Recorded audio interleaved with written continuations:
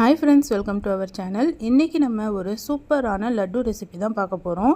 சிறுதானிய லட்டு. சிறுதானியம்லாம் குழந்தைகளுக்கு கொடுக்கும்போது அவங்க சாப்பிடவே மாட்டாங்க. நம்ம இந்த மாதிரி லட்டு செஞ்சு கொடுத்தா ஈஸியா சாப்பிட்டுருவாங்க. ரொம்ப டேஸ்டா இருக்கும். சூப்பரான ஸ்நாக்ஸ் ரெசிபியும் கூட. சோளம் வச்சு ஒரு லட்டு தான் ரெடி பண்ணியிருக்கோம். சோளம்னா வெள்ளை சோளம், மக்காச்சோளம் இல்ல. இந்த ஹெல்த்தியான லட்டு ரெசிபி எப்படி செய்யறதுன்னு வாங்க வீடியோல பார்க்கலாம். இதுக்கு 1 கப் அளவுக்கு சோள மாவு எடுத்திருக்கேன். சோளம்னா வீடியோவில் காட்டியிருக்கேன் பாருங்கள், இதுதான் வெள்ளை சோளம். இந்த சோளத்தை மாவு மில்ல கொடுத்து நல்லா பவுடராக அரைச்சி வாங்கிக்கோங்க.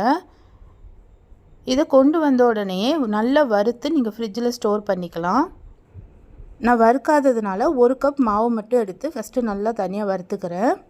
இந்த அளவு நல்லா வறுத்ததுக்கப்புறம் இதில் 2 டீஸ்பூன் அளவுக்கு நெய் சேர்த்திக்கோங்க. நெய் சேர்த்து மறுபடியும் நல்லா வறுக்கணும். இந்த மாவோட பச்சை வாசனை போய் நல்ல ஒரு வாசம் வரும். அது வரைக்கும் நல்லா வறுத்துக்கோங்க. அடுப்பு லோ ஃப்ளேம்லேயே வச்சு நல்லா வாசம் வர வரைக்கும் வறுத்துக்கோங்க. பச்சை வாசம் போய் நல்லா வறுபடணும். பாருங்கள், இந்த மாதிரி கலர் சேஞ்ச் ஆகி வரணும். இது வரைக்கும் மாவு வறுத்ததுக்கப்புறம் இது தனியாக எடுத்து வச்சுக்கலாம். இந்த மாவு நல்லா ஆறட்டும். இப்போ அதே கடாயில் 1 கப் அளவுக்கு நிலக்கடலை எடுத்திருக்கேன். நிலக்கடலை உங்களுக்கு எவ்வளோ வேணுமோ அவ்வளோ எடுத்துக்கலாம். நான் இன்றைக்கி 1 கப் அளவுக்கு எடுத்திருக்கேன். இதுவும் நல்லா வறுத்துக்கோங்க. இல்லைன்னா நிலக்கடலை பாதி பொட்டுக்கடலை பாதி அந்த மாதிரியும் நம்ம சேர்த்திக்கலாம், உங்கள் விருப்பம்தான். இதுவும் தனியாக எடுத்துக்கலாம். இதுவும் நல்லா வறுபட்டுருச்சு, தனியாக எடுத்துக்கலாம். இப்போ ஒரு மிக்ஸி ஜாரில் 1/2 கப் அளவுக்கு நாட்டு சர்க்கரை எடுத்துக்கோங்க. அது கூடவே வறுத்து ஆற வச்சுருக்கிற சோள மாவும் சேர்த்திக்கலாம். இப்போ இதில் 1/2 டீஸ்பூன் அளவுக்கு ஏலக்காய் பவுடர் சேர்த்திக்கோங்க. இது விப்பர் மோடில் வச்சு ஒரு சுற்று சுற்றிட்டு வந்துடணும். இப்போ இது கூடவே நம்ம வறுத்து வச்சுருக்கிற நிலக்கடலையும் சேர்த்து திரும்பவும் ஒரு விப் பண்ணிக்கோங்க.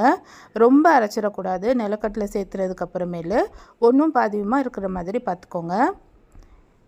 இப்போ இது கூடவே டெசிகேட்டட் கோகோனட் 2 டேபிள் ஸ்பூன் சேர்த்திருக்கேன்.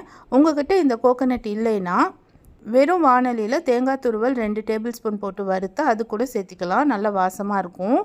இது எல்லாமே சேர்த்திட்டு நல்லா ஒரு பிளெண்ட் பண்ணிக்கோங்க. அவ்வளோதான், லட்டுக்கான மாவு ரெடி ஆயிடுச்சு. இப்போ இது ஒரு பாத்திரத்தில் மாற்றிக்கலாம். இப்போ இது கூடவே மெல்ட் பண்ணி வச்சுருக்கிற நெய்யை கொஞ்சம் கொஞ்சமாக சேர்த்து பிசையணும்.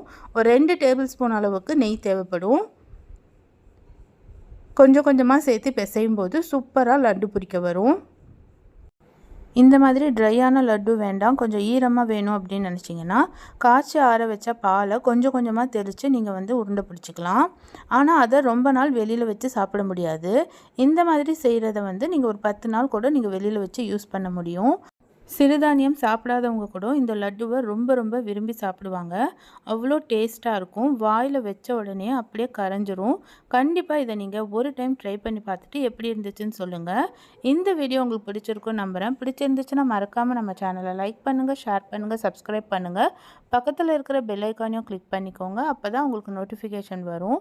தேங்க்யூ ஃபார் வாட்சிங்.